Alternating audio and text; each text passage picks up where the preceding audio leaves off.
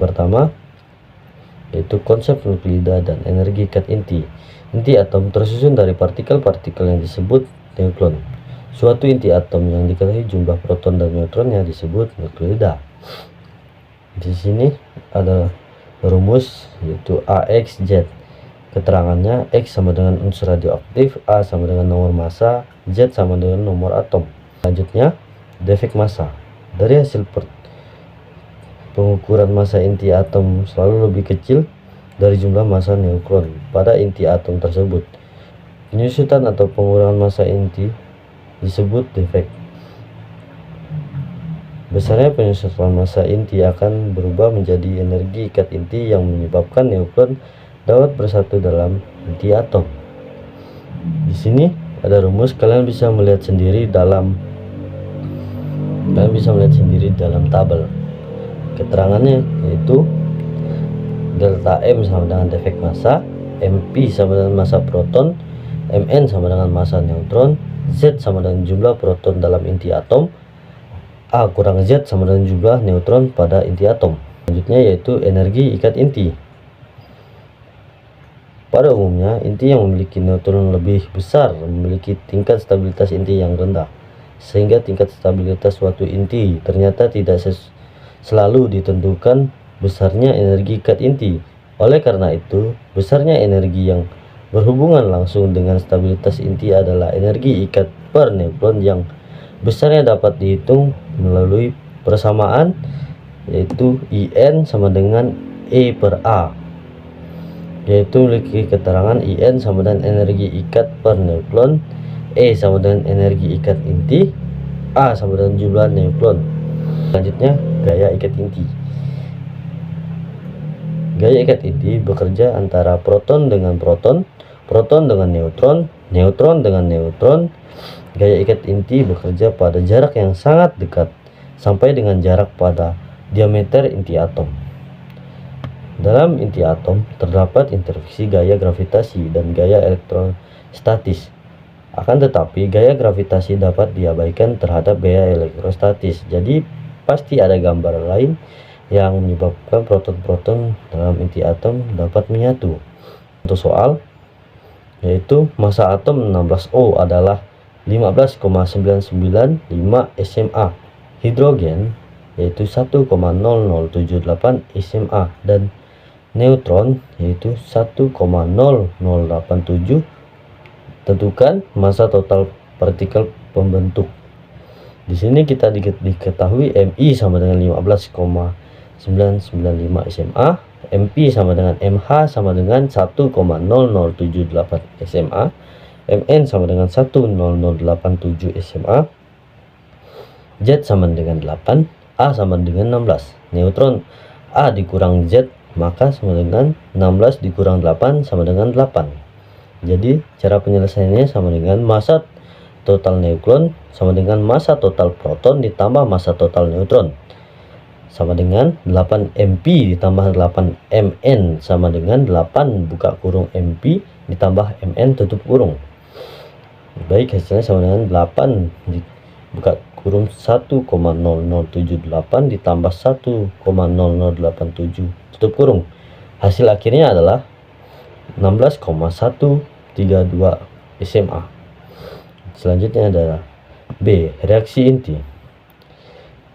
Yang pertama, energi reaksi. Gaya yang menyebabkan neutron bisa bersatu di dalam inti disebut gaya ikat inti.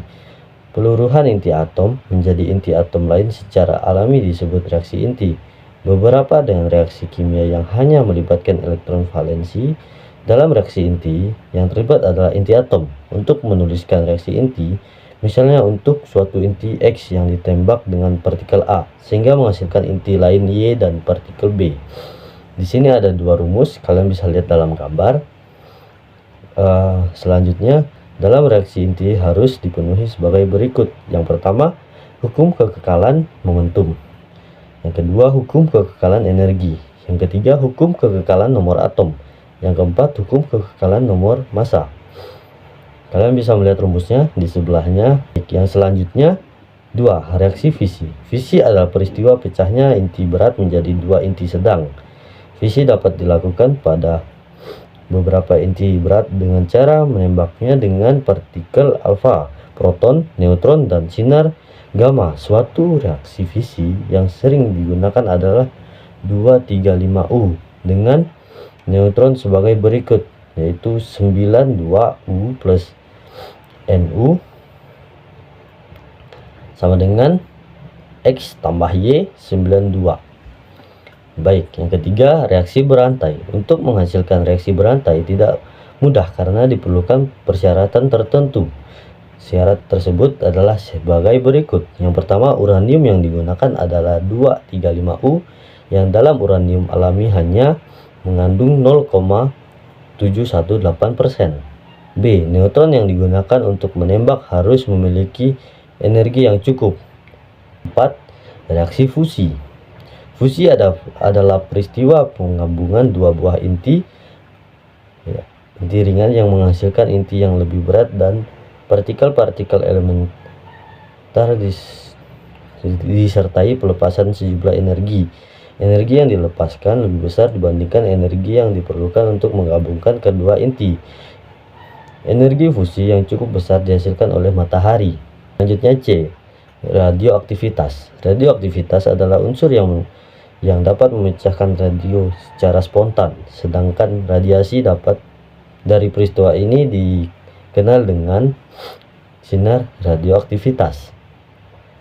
1. Stabilitas inti. Pada gambar berikut dijelaskan bahwa nukleida ringan akan stabil jika jumlah proton sama dengan jumlah neutron. Inti berat akan stabil jika jumlah neutron lebih banyak dari jumlah proton. Jumlah neutron harus dimiliki inti berat agar stabil, kira-kira 1,5 kali jumlah proton. Selanjutnya, daya tembus sinar radioaktif. Interaksi gambar yang diserap dan yang diteruskan oleh suatu bahan dapat dinyatakan dengan persamaan I sama dengan IOE, HVL sama dengan IN 2 per U sama dengan 0,693 per U. Baik, kalian bisa melihat gambar di sampingnya. Keterangannya, I sama dengan intensitas yang diteruskan, IO sama dengan intensitas awal, X sama dengan tebal bahan, U sama dengan koefisien pelemahan, E sama dengan bilangan natural, HVL sama dengan intensitas yang diteruskan separuh intensitas mula-mula. Selanjutnya, sifat-sifat sinar radioaktif. Yang pertama ada A. Sinar alfa, bermuatan positif dan terdiri dari 2 proton dan 2 neutron. Daya tembus rendah, dapat dihentikan oleh kertas atau lapisan tipis udara. Yang kedua B. Sinar beta, bermuatan negatif atau positif. Daya tembus sedang, dapat menembus kertas tetapi berhenti oleh lembaran aluminium tipis. Yang ketiga yaitu sinar gamma, tidak bermuatan, gelombang elektromagnetik dengan energi tinggi. Daya tembus sangat tinggi, hanya bisa dihentikan oleh timbal tebal atau beton tebal. Terima kasih.